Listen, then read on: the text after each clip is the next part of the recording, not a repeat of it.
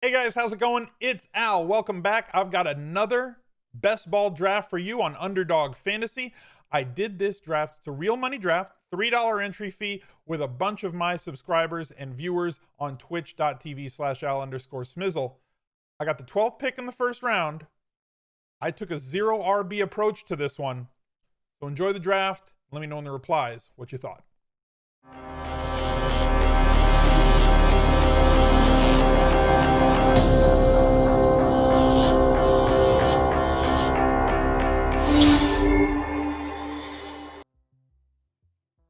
I got the 12th. All right. I'm good with that. Okay, let's see who we know. UNC got the 2 pick. Who else is in this? Let me know in chat. Chai Jello, CGV. Who else is there? Is it just like 4 or 5 of us? 4th pick. Okay. Siler Pot is the 4th pick. You're using. All right. Yonde Embiid is 7. B Brez is 11. Bibiski. Okay. Perfect. Nice. I couldn't get one with all 12 of us. I couldn't deposit money fast enough. We'll do more. We'll do 1 or 2 of these a week on stream just for fun. So we started a $3 draft with my chat here on Twitch. We're just going to draft it live. This is not a Best Ball Mania draft. This is a $3 draft. It's a 16-team sit and go. Or 16-week sit and go, 12-team draft, half-point PPR.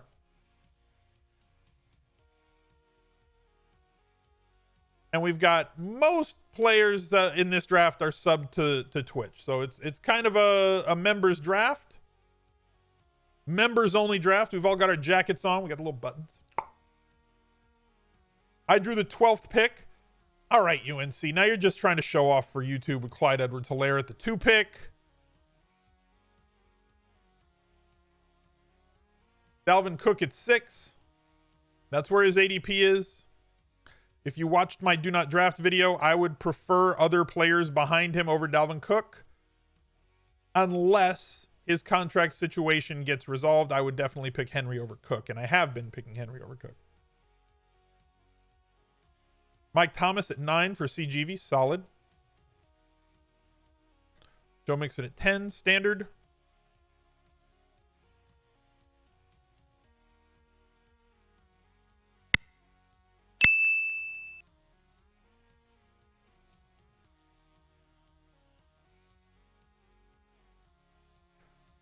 So you got like a 30-second clock to do anything you want. I uploaded the top 300 from ETR. I've got 30 seconds to make my pick. I'll talk to you about that in a second. I'm going to go with Devontae Adams and Julio Jones here. I usually advocate for taking at least one running back early in that spot. But I'm going to go 0 RB here in these first 2 rounds. I think that Adams has a very easy path to 150 to 180 targets this season, as well as double-digit touchdowns. And Julio Jones is Julio Jones. I don't need to go into why Julio Jones is good or a good pick. He's very good. The combination of these two, to me, is very solid. Yes, it's half-point PPR, but I've got a really good floor. I'll try and make something happen at running back a little bit later. As I said, I've got the top 300 from establishtherun.com. There's a link down below in the description for a discount to ETR if you use promo code SMIZLIFE at checkout. Very easy to just take their rankings, download the CSV, upload it right here under the rankings tab on Underdog Fantasy, where we're playing this best ball draft. Instead of just using stock rankings or ADP, you have a little bit better idea of what you're doing.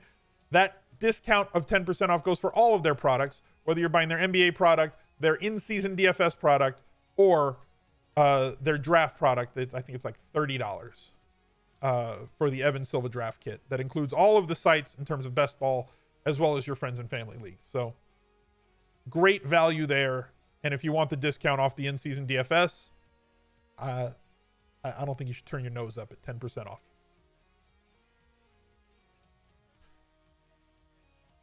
So as usual, tons of running backs going in the first 2 rounds. Drake, Jones, Connor going 2-9 is becoming way more of a normal occurrence. He has slid out of the third round and up into the second. UNC with CEH and Mahomes. I'm assuming that around the 7th round, he's going to be taking Mecole Hardman. Do I have a code for Underdog Fantasy? I don't, but if you put like my name in, which is obviously, as you can see on the thing, it's Al Smizzle, one word, no space, no underscore. I think like if maybe I get like 5 people sign up with my name, I get like a free entry or something, whatever. I don't even care. Put somebody else's name. Get one of your friends, get 5 of you to sign up and put your one friend's name in, and then he gets the free thing. What's the earliest I'm taking Lamar or Pat if they're there? It's going to depend on what team I'm trying to build. And I've been on the Lamar Jackson train. I don't think I have one Patrick Mahomes share.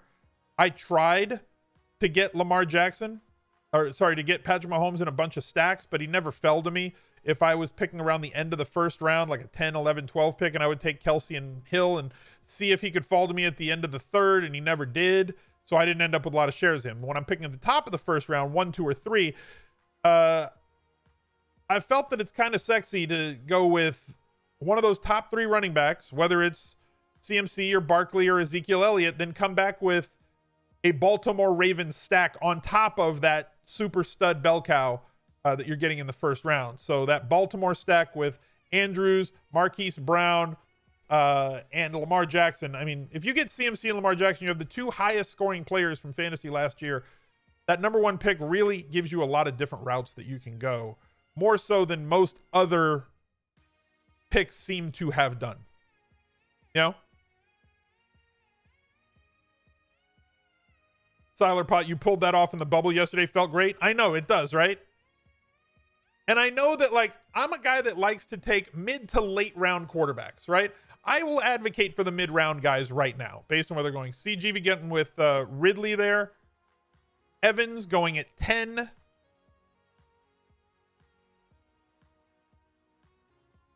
I'm coming up with 2 after BB-ski here in a second.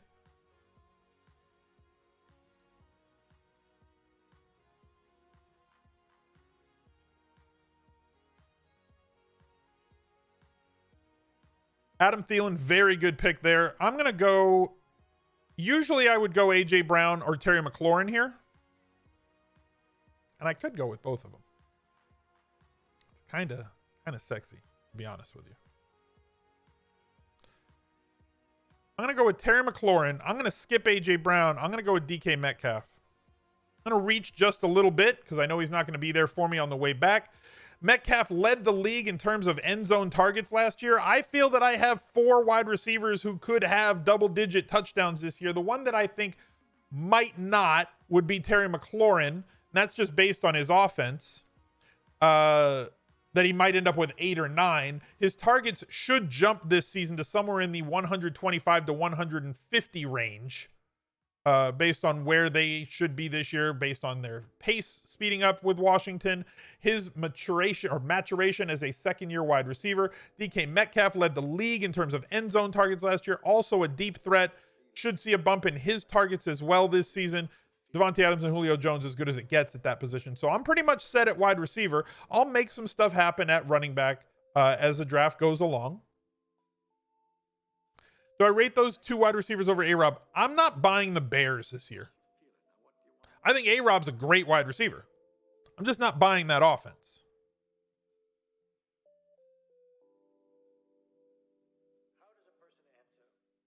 DJ just went 4th in your draft? Wait, what? Like, overall?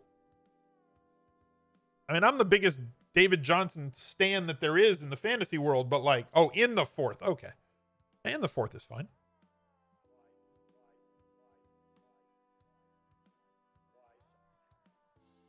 Mark Andrews, 4.9. Gurley, 4.7. DeAndre Swift, 4.8. Cooper Kupp, 4.6.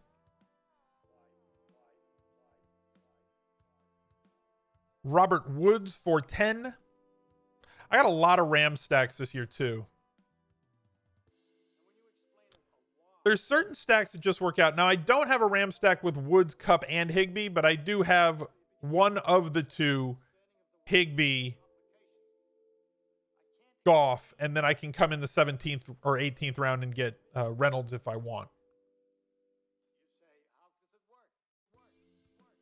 Yeah, Rams, Steelers.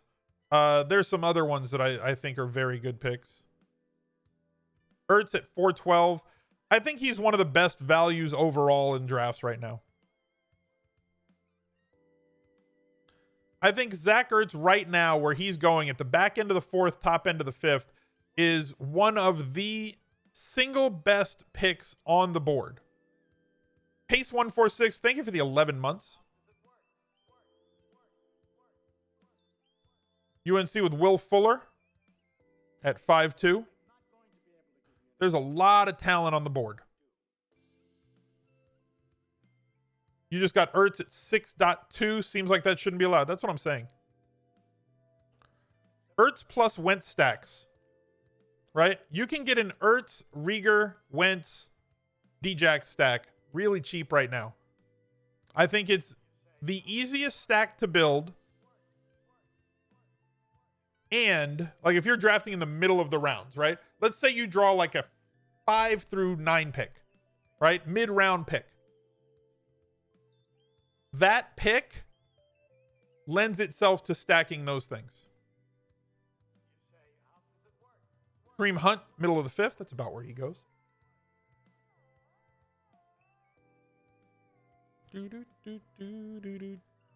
Cam Akers, 5'7". The rookie is off the board. T.Y. Hilton. Reports from Colts camp that Rivers not really throwing it to his outside receivers, which is interesting to me. Like, at all. It's like he's just throwing to backs and tight ends.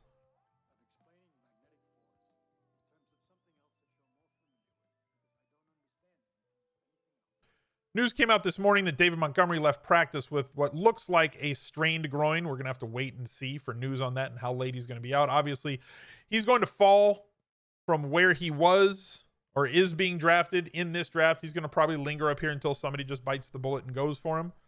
But I don't expect him to, like, just for you guys on YouTube wondering, okay, well, why is nobody drafting David Montgomery?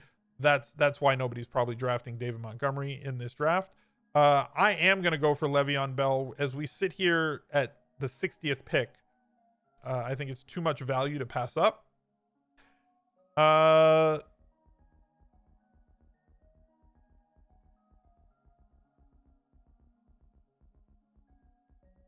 probably would have gone for David Montgomery, but he probably wouldn't have been there either.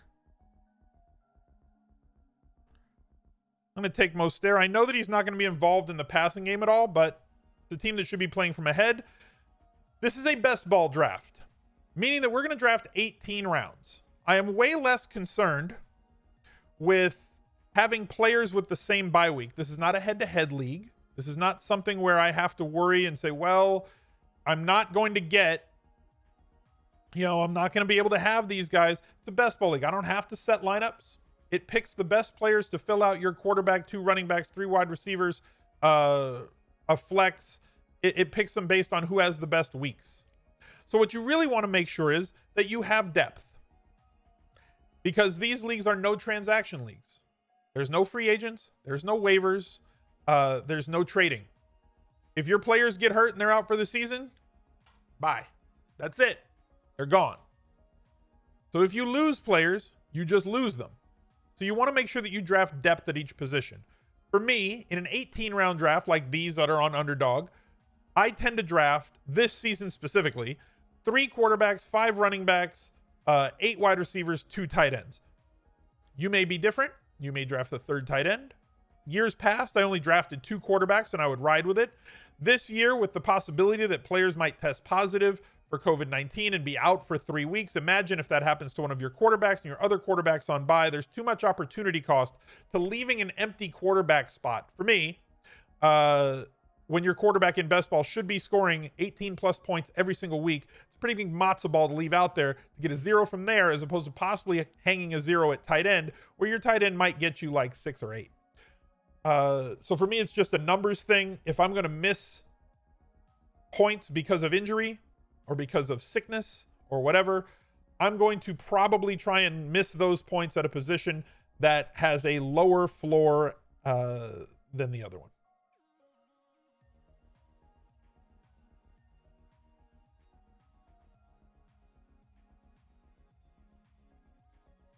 Move this up so you guys can see it. We're done with the first few rounds.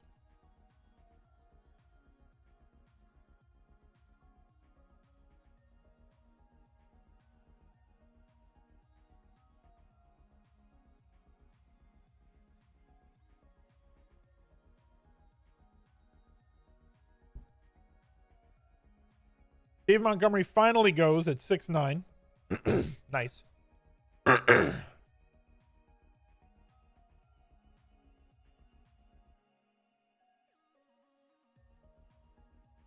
6th round went Mostert, Singletary, Ronald Jones, Darren Waller, Jarvis Landry, Keenan Allen, Dak Prescott, Steph Diggs, David Montgomery, Marvin Jones. UNC on the clock with 1 second left. Brandon Cooks from Houston. We all know who you're taking with your next pick. We all know who UNC is taking in the 7th round. Unless Dosky LV snipes him, we know who you're taking here, UNC. It's no surprise. There goes Julian Edelman.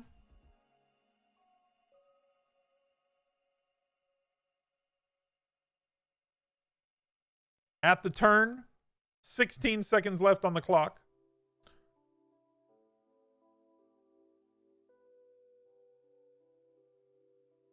AJ Green going 7-1. The insta-click of Deshaun Watson, which was no surprise to any of us.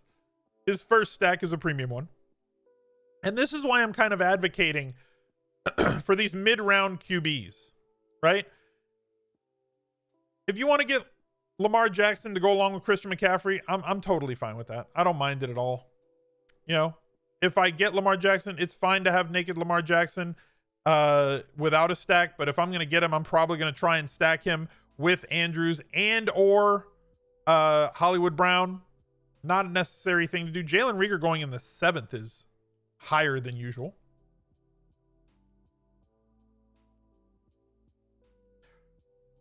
Oh, you already had Mahomes too. Jeez, yeah.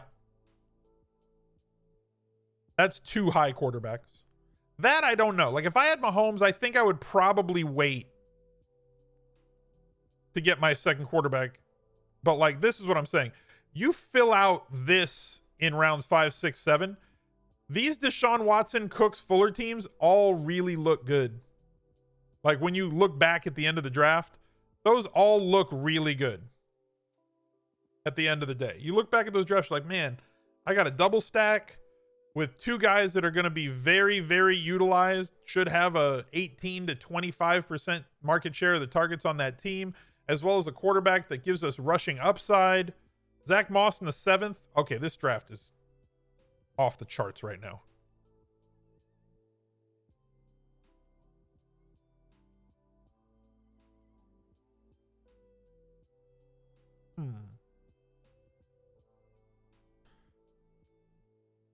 As I said, I'm advocating for the mid-round. Advocating for mid-round quarterbacks. I am not the person that hates James White. I know that a lot of analysts think that, especially in best ball, you should be drafting only for upside. But when you're getting into your RB 3, 4, and 5, this is about the time that I usually get into my RB 3, 4, 5, I want somebody that's got a little bit of a floor. Somebody like James White. Somebody like Phillip Lindsay, who just went at 8-3.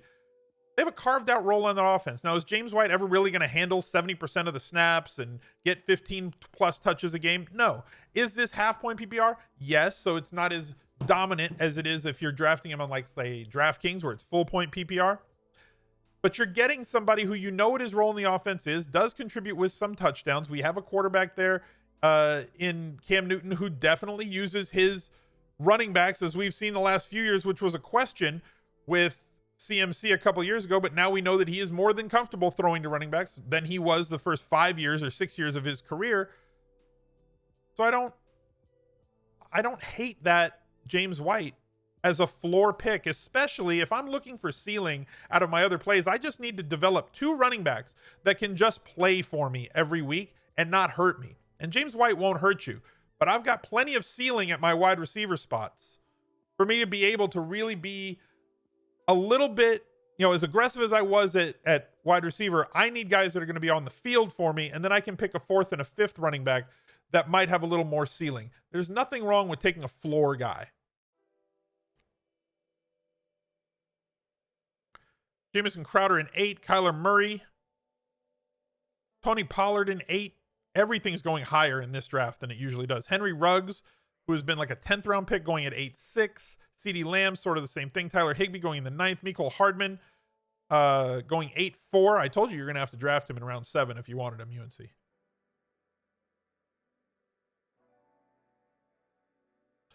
And then that comes in, that brings up an interesting discussion. If you're drafting for stacking purposes in best ball, waiting for ADP value is less attractive to you because of the opportunity cost of missing out on your premium stack that you're shooting for. I am more than willing to draft a player a round ahead of ADP for best ball if it is for the purposes of building a stack that I feel I need to complete this team out. Right? So when Higbee was going in the 10th, I was drafting him in the 9th. If I had already drafted Cooper Kupp or Robert Woods in the 4th, because I know that I can get Jared Goff a little bit later. And instead of waiting for the 13th round and hoping Goff is going to be there, I'm going to be a little bit more aggressive and make sure that I have Jared Goff right where I can get him to assure that I get that guy that I need for my stack. Hayden Hurst at 9-6. I really liked Hayden Hurst later. When he was going the 11th and 12th rounds, he was somebody I was targeting a lot. Draft month hype, and offseason hype has pushed him up into the 9th round. I still think he's a good player. But again, if I'm going to try and build that Matt Ryan stack, and I have Julio Jones and Ridley, then maybe I would have prioritized him in that 7-8 turn and reached for him.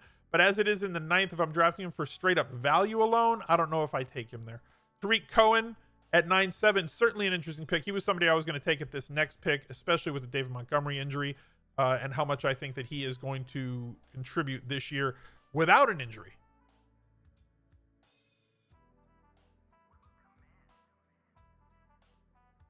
Let's see who's on the board for me.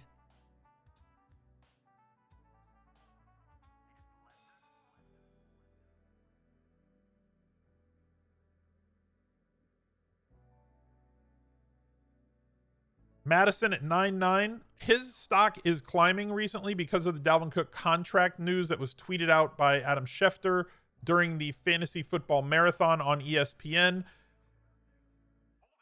Schefter not straight up saying, but kind of alluding a little bit to the fact that if he doesn't have his contract finished by the time the season starts, there might be some issues. Meaning missed time or whatnot. I'll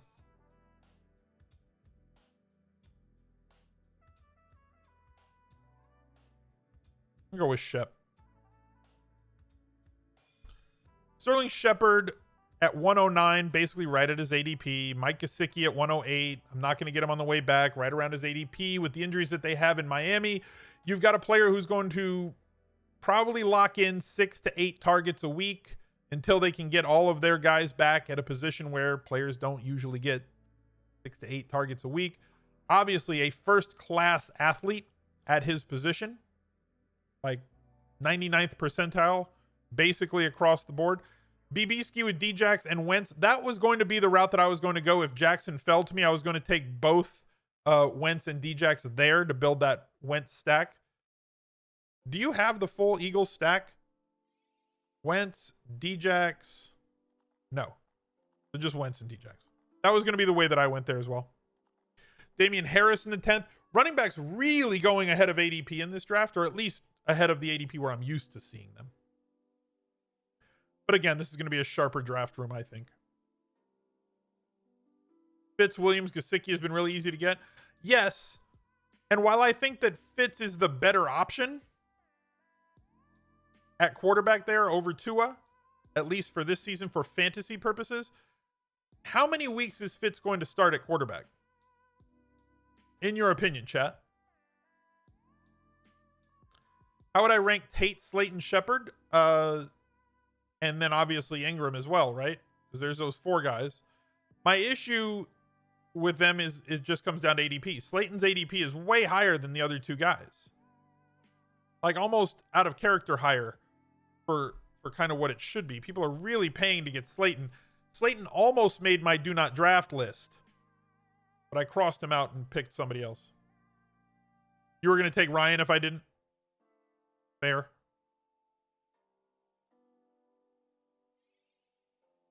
Eight to 10 weeks. Okay. If he plays 8 to 10 weeks, fine. Because you're drafting him in the 17th or 18th rounds. Right? So you're drafting him basically as a QB3. You're not paying a massive premium for him. I completely agree with that.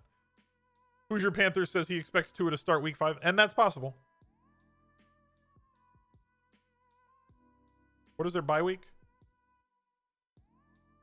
And their bye week's week 11. Usually, I always look at that with rookie quarterbacks. Like if the bye week is like week 5, 6, whatever, a lot of teams will let the quarterback be at QB2, and then they'll bring him in after the bye week with a soft landing spot if they get 2 weeks of practice to ramp up. Blake Jarwin going 11-2. My highest drafted player in fantasy. Rob Gronkowski falling to the 11th round here. And again, see, if you're drafting Rob Gronkowski alongside of Fant and Jarwin, I like Fant and Jarwin better, but Gronk in the 11th, totally fine with that. Right? A much better landing spot. There's so much value at tight end here in rounds 9, 10, 11, 12 than Rob Gronkowski going in the 7th round based on history and name.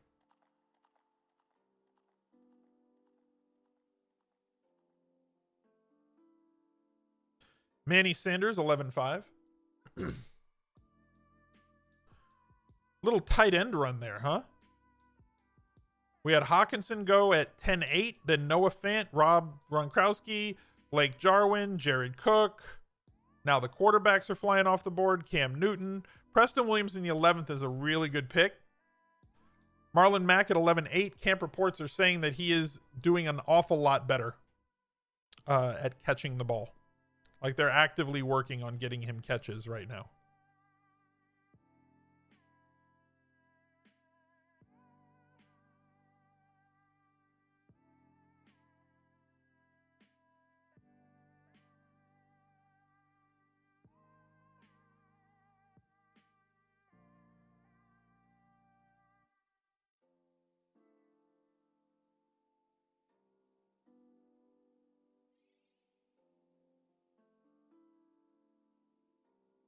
I don't think that there's any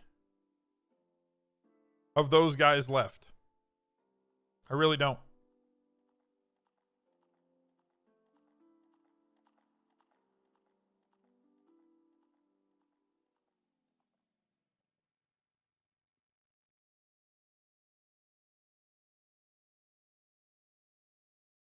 I don't think that there's any tight ends really left in this draft. They all went a little bit earlier. Usually they'll last a little bit later. We still have Austin Hooper. Hunter Henry with Mike Williams possibly out still provides some value here. I mean, I could have gone with him. Ian Thomas, Jonnu Smith, sure. A lot of people like Jack Doyle. I just don't think there's very much ceiling. And then we've got a bunch of meh. So I wanted to get a guy with my second tight end spot that I think has a possibility of getting me 7 or 8 touchdowns with Eric Ebron. I can pair him very easily with Ben Roethlisberger. And I've got my couple of quarterback stacks. I'll end up drafting another quarterback probably much later. 17th, 18th round range, which is around where I'm getting my last quarterback. Sometimes I'll reach up 15 or 16. Logan Thomas on the rise in Washington. I did take Logan Thomas in a... Okay, so as I said, I draft 3 QBs. Sometimes I'm left with like Dwayne Haskins as my 3rd QB. I'm all right with that. I'm sure people have their issues. I don't like him. I don't think he's good. He doesn't run. He's this, he's that. But like if I've got Terry McLaurin, who I have an awful lot of, and I'm going to take my last 2 picks, and those last 2 picks are going to end up being somebody like Dwayne Haskins, and I have a tight end spot remaining to me. And Logan Thomas right now, who profiles as a very good athlete, is the leading candidate to be the tight end 1 in that offense, who should be playing from behind a ton. I don't hate it. There's nothing but upside. if you're getting a guy who's going to play 70-80% of snaps and is a very good athlete. But Logan Thomas is a late round tight end. I prefer him on DraftKings with full PPR and a third tight end spot, because I don't think he's going to be an 80 to 100 target guy. And I think that you can get an 80 to 100 target guy at tight end as your tight end 2 this year, where you might not have been able to get him before. You know, you might not have been able to get that in previous years. I think you can now. Austin Hooper at 12.9 could be an absolute steal. Boston Scott at 12.10. Duke Johnson on Houston. UNC locking up another Houston pass catcher.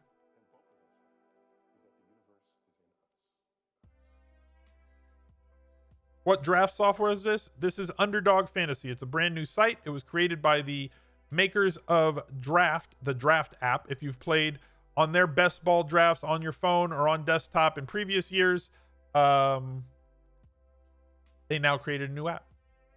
As Draft was dissolved last year, or in the off season, they started a brand new app with basically the same software, same tech team, same front office, same CEOs. You have the full Houston stack. Did you get David Johnson too? Not a full Houston stack. Lies and propaganda.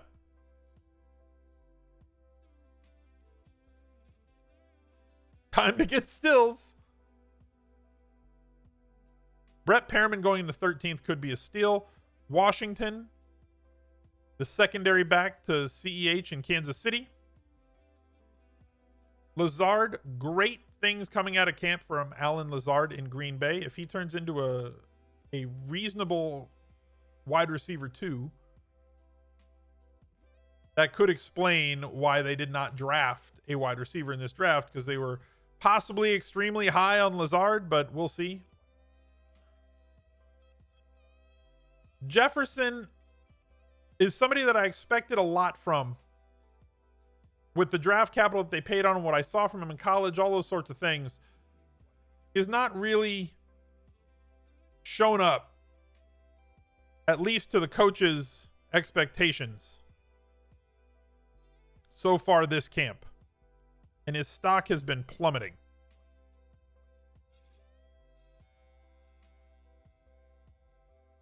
In drafts as a result. He is not running with the ones. He is their second team wide receiver right now, where I thought for sure he was going to be starting opposite of Adam Thielen. But he just hasn't been. So I kind of don't know what to do with that. This Keyshawn Vaughn slide is just a little bit too much, in my opinion. So for a 0 running back draft, ending up with Keyshawn Vaughn as my RB4, 30 picks below his ADP. I like the value there. And I'm going to round it out maybe with Jerick McKinnon.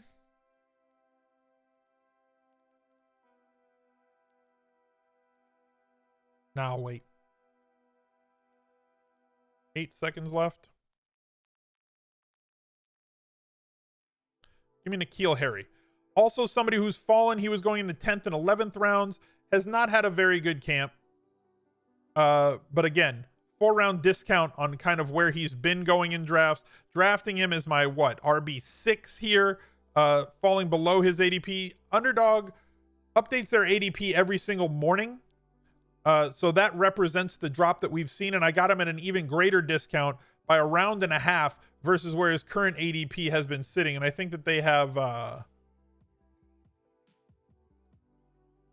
don't know how else to put this, right? So like, I think it's the trailing 7 or trailing 14 days, but I'd have to check. Somebody fact check me in the chat, please, and let me know where they're doing their ADP calculations. I know that they're updated every 24 hours on site here at Underdog. I just don't know if it's the past 7 or 14 days.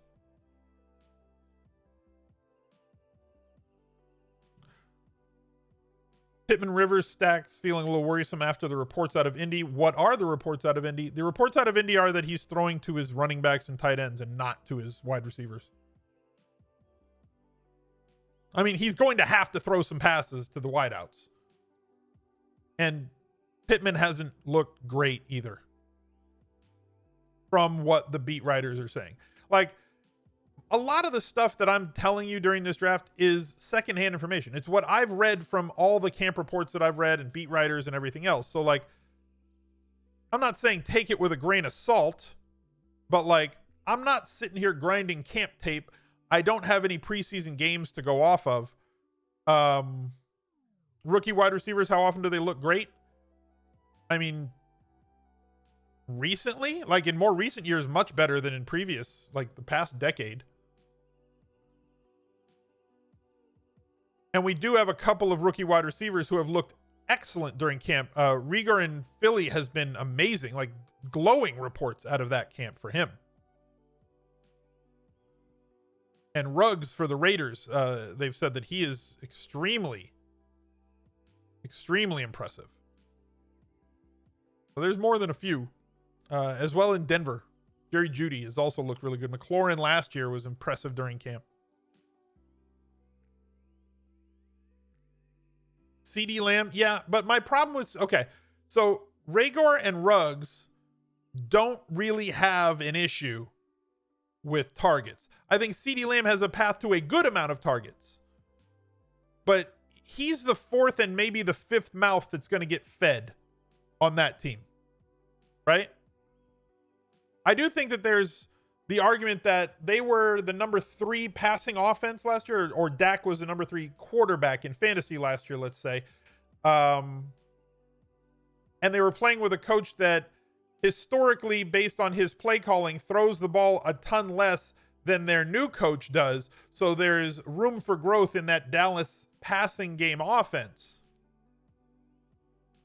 But, like, he's behind Amari Cooper. He's behind...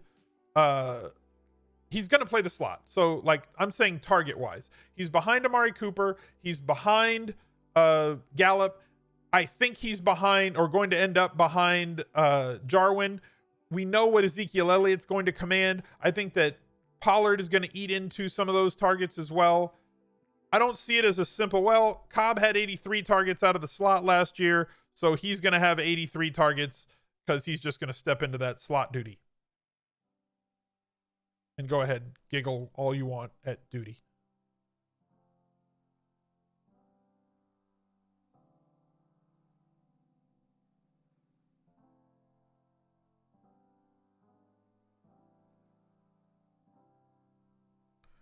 I love D.D. Westbrook, but I don't love the shoulder injury that he had last year, and I definitely don't love the fact that he's re-aggravated a little bit right now. So here's my 0 RB outlook. Le'Veon Bell, Raheem Mostert, James White, Keyshawn Vaughn upside, Joshua Kelly upside. I don't hate that. I really don't.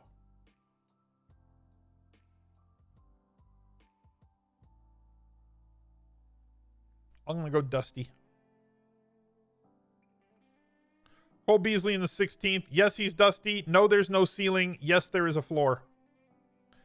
And sometimes that's all you need. I just need a guy that might start.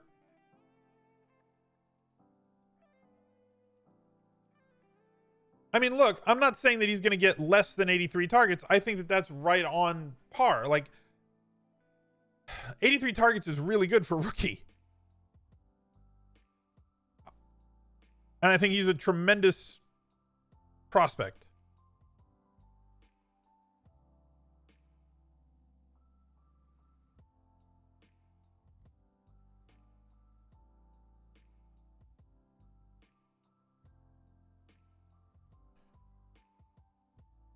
That's the best I can do for you guys. The screen won't scroll any higher, so these last 3 rounds are just going to be behind my camera.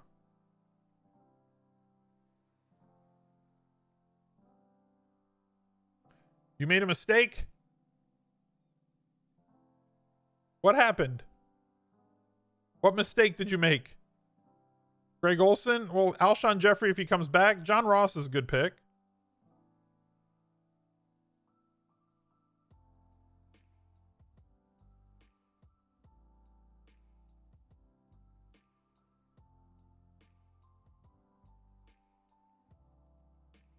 Screen is blurry. That's a Twitch issue.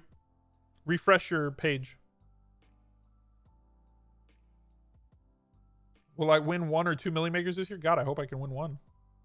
It's hard to win 1.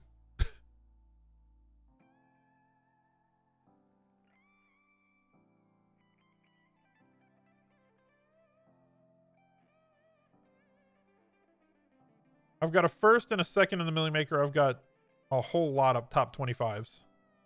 Lifetime. It's really hard to have the absolute nuts. Ah, you took Haskins. I hate you. I dislike you right now, sir.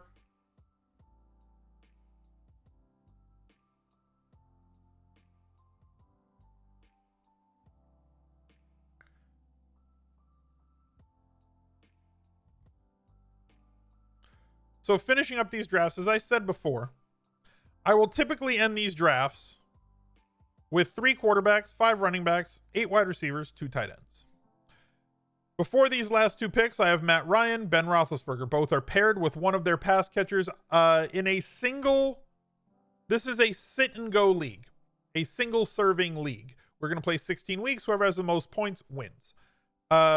There's value to stacking, but I don't tend to overstack in these sit and goes, meaning double, triple stacks and multiples of them. For the tournament, when you must win your league. Top 3 in this league get paid. First gets paid like 7x they're buying. Second is like 3x they're buying. And then third place is you get your buy-in back, I believe is the payout for these leagues. So like you don't have to come in first, right? In the other leagues, in the Best Ball Mania leagues, the bubble leagues, the tournaments, you have to come in first, and you want that massive correlation just in case you make it to the playoffs, that if your team has that thing, you can win all the big money. And then Chris Thompson, I hate you guys!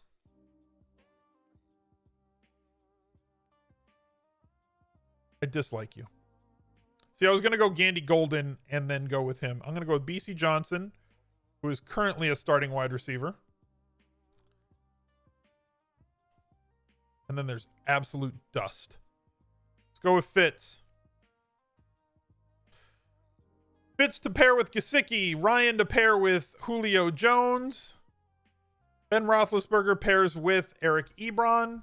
Didn't have to go too deep or stack too many people to get it done. This was a 0 RB draft. I spent my first 4 draft picks on wide receivers. Devontae Adams, Julio Jones, Terry McLaurin, DK Metcalf, Sterling Shepard came later at pick 109. I filled in with 2 guys that I believe are the number 1 running backs on their team. Another one who has a very carved out role. Getting, I don't know, 25 to 30 points out of my running backs. 20 to 30 points out of my running backs in this format is kind of the goal for me when I draft with this format. I have 2 tight ends that I believe are going to be used a lot in the red zone and end zone targets for their teams, which gives me enough upside at that position, and 3 quarterbacks to cover the injury risk this year, which is a little bit more accentuated in 2020 than in previous years. Matt Ryan with as many 300-yard passing games as he's going to throw. Ben Roethlisberger, who I believe is healthy and back with a full cast of characters around him for him to throw the ball to. And Fitzmagic as my 3rd guy, who hopefully puts up some big games while he's there. And hopefully some of those touchdowns go towards Mike Gesicki. Thank you guys for being here, and I'll catch you next time. Bye. He's a legend.